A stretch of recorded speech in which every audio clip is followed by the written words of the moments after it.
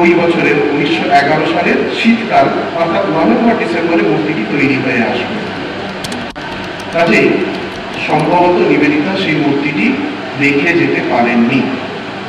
করলেন, হে স্বামীজি, তুমি আমার হাতে আবির্ভূত হও যাতে তোমার মূর্তিটি আমি গড়ে তুলতে পারি। নিবেদিতা এই শেষ চিঠি এই সংক্রান্ত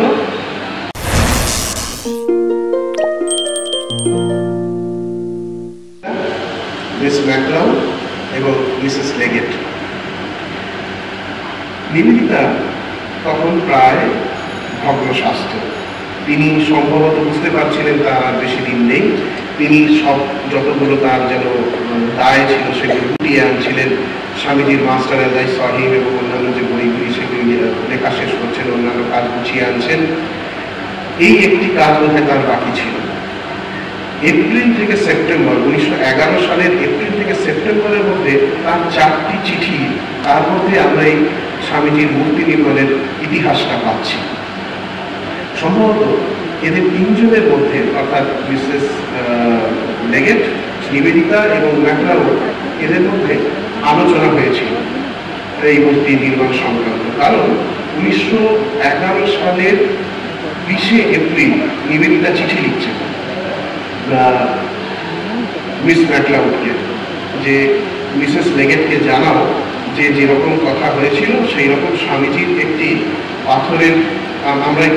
পাথরের শিল্পের ভাস্কর যাকে বলে শিল্পী একজন পেয়েছি, যিনি পাথরের কাজ করেন, একজন ভাস্কর পেয়েছি।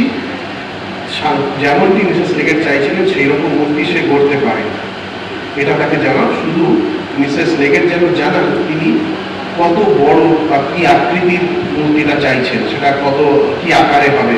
নিবেদিতা ধারণা করেছিলেন হয়তো 1 ফুট 1.5 ফুটের একটা মূর্তি হবে।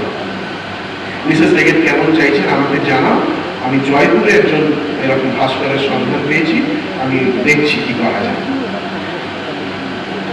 তারপরে স্বামীজির এরপরে নিবেদিতার পরবর্তী চিঠিটা পাচ্ছি 12ই জুলাই। এর মধ্যে তিনি উত্তর পেয়ে গেছেন, উচ্ছ্বসিত হয়ে লিখছেন যে এটা তো খুব বিরাট ব্যাপার হলো, উনি তো পেয়েছিলেন 1 ফুট 1.5 ফুট, সেই জায়গায় 30 ইঞ্চি বা 36 ইঞ্চির প্যানেলের তৈরি করার কথা মিসেস লেগেট জানিয়েছেন। নিবেদিতা হিসাব দিচ্ছেন যে আমি আন্দাজ করছি প্রায় 700 টাকা বা তার একটু বেশি হয়তো খরচ হবে, আর তার জন্য ব্রহ্মচারী গণেন্দ্রনাথকে আমি জয়পুরে পাঠাবো, সে গিয়ে সমস্ত তত্ত্বাবধান করে মূর্তিটি তৈরি করিয়ে নিয়ে আসবে।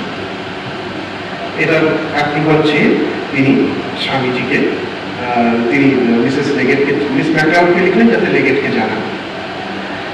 এরপরে 14ই সেপ্টেম্বর তিনি গণেন্দ্রনাথকে একটি চিঠি লিখলেন যে আমি লন্ডন থেকে আমার ইনস্ট্রাকশন পেয়ে গেছি যে স্বামীজির মূর্তিটি হবে, তার ফ্রেমটা গোল হবে আর 3.5 ইঞ্চি চওড়া হবে, এইরকম একটি মাপ যদি তুমি করে ফেলতে পারো, যত তাড়াতাড়ি করো, তাহলে তোমাকে আমি স্বাধীনতা দিচ্ছি। ওরা এটা ওদের মতামত জানিয়েছেন, তুমি তোমার ওখানে দেখে তুমি সিদ্ধান্ত নেবে। একই দিনে অর্থাৎ 14ই সেপ্টেম্বরে তিনি মিসেস লেগেটকে ডাইরেক্ট চিঠি লিখলেন সরাসরি, যাতে চটপট উনি পেয়ে যান চিঠিটা, কারণ মিসেস লেগেট চীন সফরে বেরিয়ে যাবেন। তার আগে যাতে তিনি চিঠিটা পেয়ে যান সেই জন্য নিবেদিতা লিখলেন যে এখনো মূর্তিটি কাজ শেষ হয়নি, প্রায় 20-25 দিনের কাজ বাকি আছে, কিন্তু আমি যা রিপোর্ট পাচ্ছি তাতে মূর্তিটি খুব অনবদ্য হয়েছে, আর মূর্তিটি আপনি যেমন চেয়েছিলেন 30 ইঞ্চি বা 36 ইঞ্চি, তার চাইতে ঢের বড় হয়েছে এবং এটি একটি অপূর্ব কাজ হয়েছে। এমন আপনার টাকার সদ্ব্যয় হলো, এমন কাজ লোকে না খেয়েও করবে। আমাকে ডক্টর বসু, জগদীশচন্দ্র বসু বলেছেন এটি একটি অত্যন্ত গুরুত্বপূর্ণ কাজ ভারতের জাতীয় জীবনের পক্ষে। আর জানালেন এতে মোট খরচ হবে প্রায় 800 টাকার মতো, শিল্পীর পারিশ্রমিক ইত্যাদি ধরে। একটি অদ্ভুত খবর দিয়েছিলেন যে শিল্পী কিভাবে স্বামীজির মূর্তিটি তৈরি করছেন। বলেন শিল্পী আমাকে জানিয়েছেন তার পারিশ্রমিক তিনি নেবেন না, যদি মূর্তিটি সন্তোষজনক না হয় তিনি সমস্ত টাকা ফেরত দিয়ে দেবেন। যখন তিনি মূর্তি করতে বসলেন তখন তিনি সেই পাথরে স্বামীজিকে পুজো এবং নৈবেদ্য নিবেদন করলেন এবং তার কাছে প্রার্থনা করলেন হে স্বামীজি, তুমি আমার হাতে আবির্ভূত হও, যাতে তোমার মূর্তিটি আমি গড়ে তুলতে পারি। নিবেদিতা এই শেষ চিঠি এই সংক্রান্ত, কারণ এর প্রায় 8 দিন পরে তিনি চলে গেলেন দার্জিলিং, আর তার সপ্তাহ 2 দিন পর তার শরীর চলে গেল। নিবেদিতা আশা করেছিলেন ওই বছরের 1911 সালের শীতকাল অর্থাৎ নভেম্বর-ডিসেম্বরে মূর্তিটি তৈরি হয়ে আসবে। কাজেই সম্ভবত নিবেদিতা সেই মূর্তিটি দেখে যেতে পারেননি, কিন্তু তিনি আরেকটি ওই রকমই একটি ছোট্ট প্যানেল তৈরি করিয়ে রেখেছিলেন মিস ম্যাকলাউডকে দেওয়ার জন্য। সেটি শরৎ সমাজের কাছে গচ্ছিত ছিল। আর নিবেদিতার এই মূর্তিটি পরবর্তীকালে নিয়ে আসা হয়েছিল, সম্ভবত গণেন্দ্রনাথই নিয়ে এসেছিলেন। নিয়ে কবে এটা বেলুড় মঠে স্বামীজির মন্দিরে রাখা হলো আমরা জানি না। 1911 সালের শেষ সময়ে সেটি তৈরি হচ্ছে বুঝতে পারছি। 1912 সালে এই মূর্তির কোনো সন্ধান পাওয়া যাচ্ছে না, কিন্তু 1913 সালের জানুয়ারি মাসে যখন স্বামীজির জন্মোৎসব পালনের রিপোর্ট বেরোচ্ছে উদ্বোধন প্রভূত ভারতে, তাতে দেখা যাচ্ছে যে 13 সালের জানুয়ারি মাসে স্বামীজির মন্দিরে স্বামীজির মূর্তিটি বসে গেছে। তখন কিন্তু মূর্তিটি খানিকটা অস্থায়ীভাবে বসানো ছিল। এটি অপেক্ষা করছিল সম্ভবত আর একজন মিস ম্যাকলাউডের জন্য। মিস ম্যাকলাউড স্বামীজির শরীর চলে যাওয়ার পর প্রায় 1 দশকের বেশি, 1 যুগ ভারতবর্ষে আসেননি।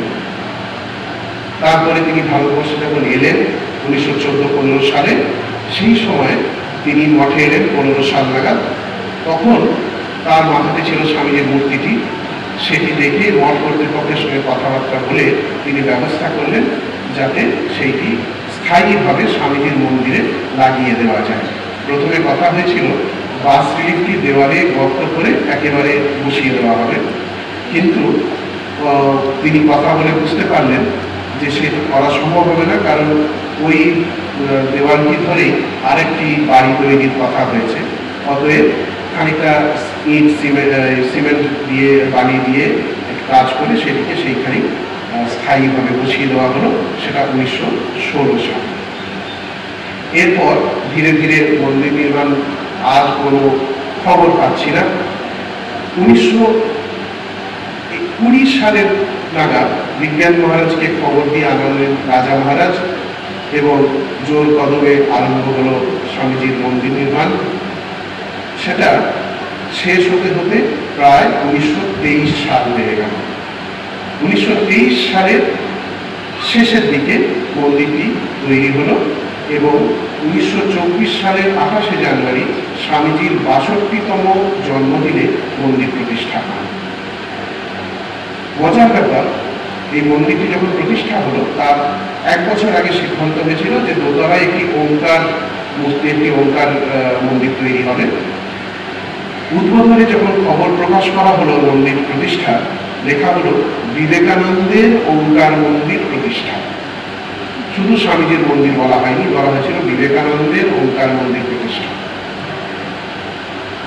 এই দিনে উদ্বোধনে বা প্রবুদ্ধ ভারতে বা অন্যান্য পত্রপত্রিকায় বা আমাদের যেগুলো মঠ মিশনের পত্রপত্রিকা রয়েছে, তাতে খুব বড় বিবরণ কিছু নেই, সামান্য বিবরণ যে মন্দির প্রতিষ্ঠা হয়েছে। সকাল 9টা সাড়ে 9টা নাগাদ স্বামীজির পূজা আরম্ভ হলো, এবং সারাদিন ধরে নানা উৎসব অনুষ্ঠান পূজাদি হয়েছিল। মহাপুরুষ মহারাজ সেই মন্দির প্রতিষ্ঠা করেছিলেন। সারাদিন তার একটা আলাদা ভাব, সারাদিন খালি স্বামীজির কথাই বলে গিয়েছেন। স্বামীজির নিত্য পূজা এই মন্দির প্রতিষ্ঠার পরের দিন থেকে আনুষ্ঠানিকভাবে আরম্ভ হলো। তার আগে পূজা হচ্ছিল, সেই দিন থেকে আনুষ্ঠানিকভাবে আরম্ভ হলো। সেই থেকে আজ 100 বছর ধরে স্বামীজির মন্দিরে, স্বামীজির ওঙ্কার মন্দিরে পূজা হয়ে চলেছে। স্বামীজি বিরাজমান সেখানে। স্বামীজির এই যে মূর্তিটি আছে, এটি দেখে রাজা মহারাজ বলেছিলেন স্বামীজির এই মূর্তিটি বেশ এলানে ভাব। আর এখানে এসেছেন বহু বিশিষ্ট ব্যক্তি আজও আসছেন। এবং স্বামীজি যে বলেছিলেন যে একদিন হয়তো আমি মনে করব আমার শরীরটিকে জীর্ণ বস্ত্রের মতো ফেলে চলে যাওয়া উচিত, তবুও আমি আমার কাজ থেকে বিরত হব না যতদিন না জগৎ অনুভব করছে যে সে ঈশ্বরের সঙ্গে এক। আমি জগতের প্রেরণা জুগিয়ে যাব। স্বামীজির প্রেরণার সেই প্রেরণা জুগিয়ে যাওয়ার স্থূল রূপটি হচ্ছে স্বামীজির এই স্মৃতি মন্দিরটি। ওম শান্তি শান্তি শান্তি।